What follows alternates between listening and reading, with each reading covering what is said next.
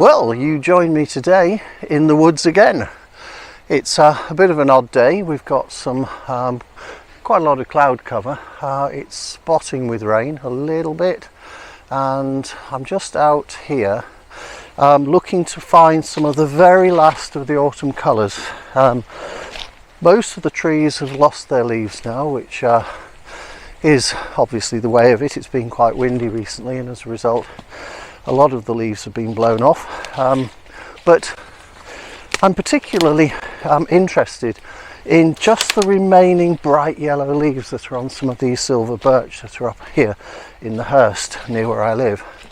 What we've got, if I can show behind here, is over my shoulder here, over that shoulder in the distance, we have a series of quite tall, maybe 35-40 foot high silver birch, which haven't been cropped as the ones that I'm walking through have. Well, these aren't silver birch, these are sweet chestnuts, but those have been left there. And there's a couple of trees here which have got quite a lot of colour at the top left over still on them, which I'm quite keen to try and set up for a shot to get. So let's see if we can do that. I'm really trying to find the best spot.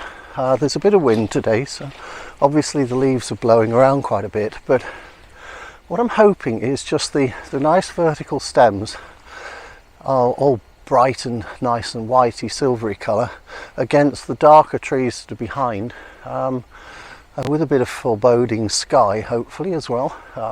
I do love a good foreboding sky, but this ground I'm walking on is really very uneven, so I've got to be a bit careful where I tread. There's a lot of cut wood here, which makes it really quite tricky to walk over, and as it's wet it can actually be quite slippery if you're on a slope as well. So just bear with me and I'll come back to you when I've got a shot sorted out.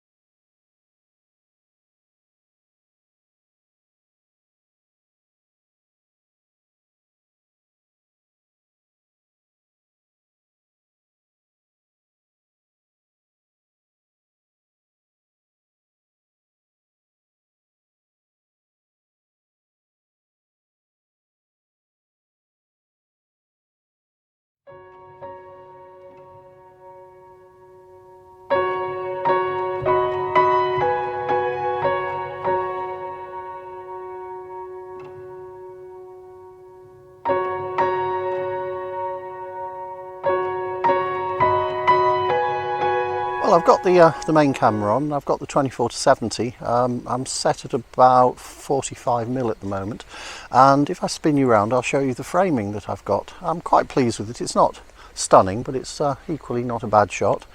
So just flip you round there and show you the back of the camera and angle the sunlight out of the way on the screen, the reflection.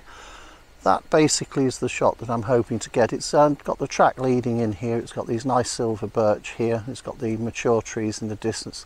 It's framed, this corner's closed off quite nicely with this this bush here and the colouring of that bush. So apart from the fact the dog's in the middle of the picture, come here, and get him out of the frame, and we'll take that shot, or we'll try to take that shot. F11, 1/60th of a second, minus 0.7, ISO 320. The ISO doesn't need to be 320, that was from yesterday with the wind. So let's wind it down to 50. We've got a 25th of a second f11. It's reasonably still. There's a tiny bit of movement in some of the leaves in this part of the image, but I'm hoping they won't be particularly noticeable. In fact, I might just take the shutter speed up by increasing the ISO to 125 to an 80th just to freeze that, and we'll take that shot again. There's no reason to focus stack this image because basically it's not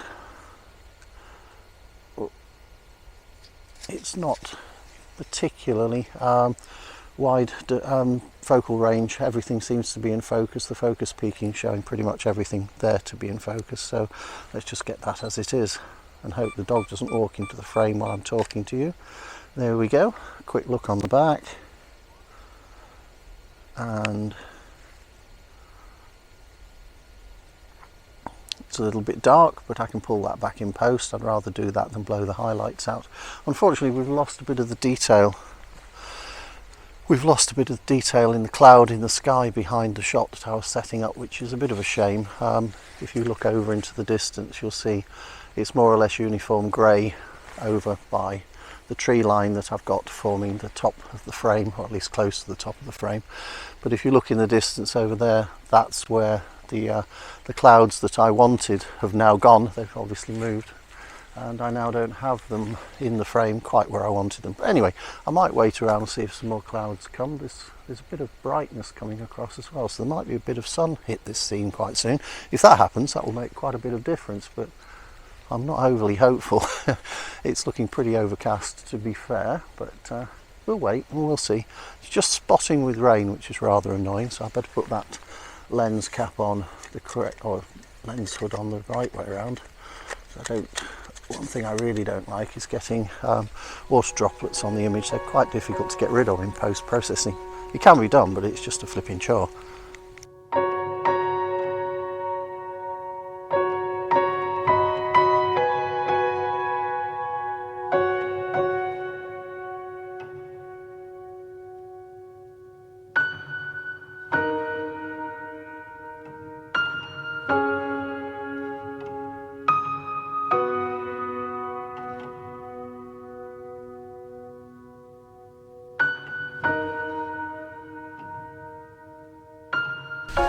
Well, the wind's got up again, and it's blowing in quite a few showers, and that rather cut short what I was doing just then. I did say I'd wait around for it to clear, but there are some clearer patches coming, but I've already got wet. The dog's got wet. I've got a couple of images, so I'm going to go home and just see what I can make from what I've got, and I'll see you on the next video. Thank you very much for watching the video. If you liked it, please give it a thumbs up and consider subscribing to my channel, and click the notification icon and the bell, and you'll be able to be notified when I upload new videos.